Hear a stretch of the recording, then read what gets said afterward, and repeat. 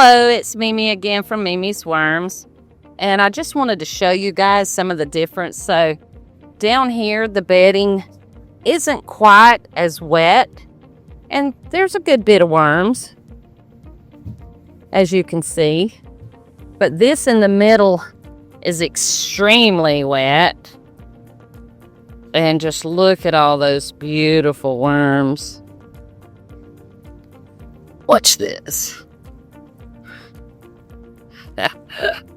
So we need to water the ends probably a little bit. I'm going to do a squeeze test first, but and this could actually be a little bit too wet. Yeah, this is a little bit too wet, but they really like that. But I'm going to mix it in with the other and just dry that a little bit, and then that'll moisten the others some. So anyway, worms gather where there's water or moisture. Okay, guys, have a great day.